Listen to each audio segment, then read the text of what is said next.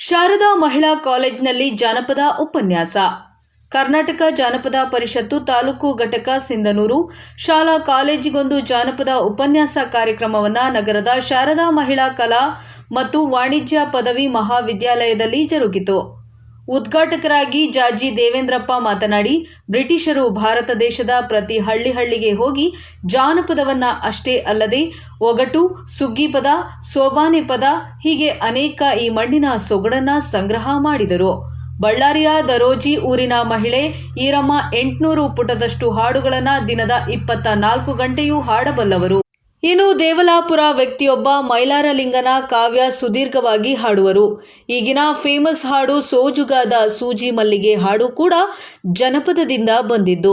ಈಗ ಮೊಬೈಲ್ ಯುಗದಲ್ಲಿ ಸಮೃದ್ಧವಾದ ಜಾನಪದ ಮಾಯವಾಗಿದೆ ಎಂದು ವಿಷಾದವನ್ನ ವ್ಯಕ್ತಪಡಿಸಿದರು.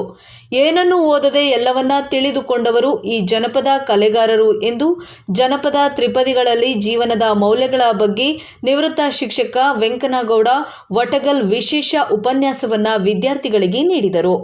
ಜಾನಪದ ಅಧ್ಯಕ್ಷರಾದ ಬಸವರಾಜ ನಾಯಕ ಪ್ರಾಸ್ತಾವಿಕವಾಗಿ ಮಾತನಾಡಿದರು.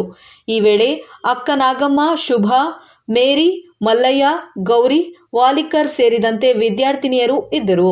ವರದಿ ವೆಂಕಟೇಶ ನಾಯಕ, ಪ್ರಜಾಪವರ್ ಟಿವಿ, ಸಿಂಧನೂರು.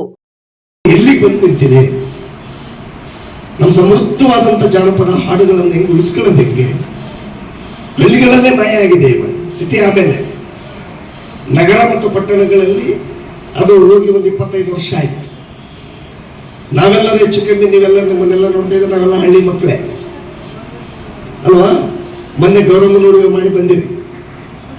ಸಕ್ರಾರ್ತಿ ಬೆಳಗುವಾಗ ಮೊದಲೆಲ್ಲ 2 ತಾಸು ಹಾಡಾಡೋರು ಗೌರಮ್ಮನ ಪದಗಳು, ಗಂಗೆ ಗೌರಿ ಹಾಡುಗಳು ಅಂತಿದ್ದು. ನನಗೊಂದು 50 ಬರ್ತವೆ ಈಗಲೂ.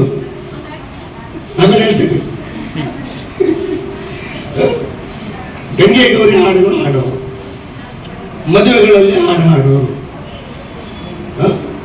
ತಾಳಿ ಕಟ್ಟುವಾಗ ಹಾಡಿದ್ದು, ಹಸೆ ಹಾಕುವಾಗ ಹಾಡಿತ್ತು, ಮೊದಲಿಗಿತ್ತಿನ ಮಾಡುವಾಗ ಹಾಡಿತ್ತು, ಮೊದಲಿಂಗರು ಮಾಡುವಾಗ ಹಾಡಿತ್ತು, ಶೋಭನಕ್ಕೆ ಹಾಡಿತ್ತು, ಮಕ್ಕಳಾದ್ಮೇಲೆ ಹಾಡಿತ್ತು.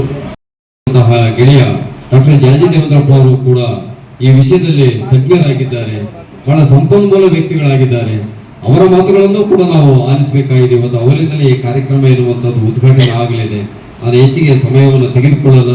ಈ ರೀತಿ ಉಪನ್ಯಾಸಗಳನ್ನು ಬೇರೆ ಬೇರೆ ಕಾಲದಲ್ಲೇ ಶಾಲೆಯಲ್ಲಿ ಏರ್ಪಾಟು ಮಾಡಬೇಕೆನ್ನುವಂತಹ ಅಪೇಕ್ಷೆಯನ್ನ ಕರ್ನಾಟಕ ಜಾನಪದ ಪರಿಷತ್ತು ಅಧ್ಯಕ್ಷರು ಮತ್ತು ಪದಾಧಿಕಾರಿಗಳೆಲ್ಲರ ಅಪೇಕ್ಷೆಯೂ ಆಗಿರುವಂತಹ ಕಾರಣಕ್ಕಾಗಿ ಮುಂದಿನ ದಿನಗಳಲ್ಲಿ ನಾವು ಮಹತ್ವಪೂರ್ಣವಾಗಿರುವಂತಹ ಉಪನ್ಯಾಸಗಳನ್ನು ಏರ್ಪಾಡು ಮಾಡಬೇಕೆನ್ನುವಂತಹ ಅಪೇಕ್ಷೆಯನ್ನ ಒತ್ತುಕೊಂಡಿದ್ದೇವೆ. ಅದೆಲ್ಲ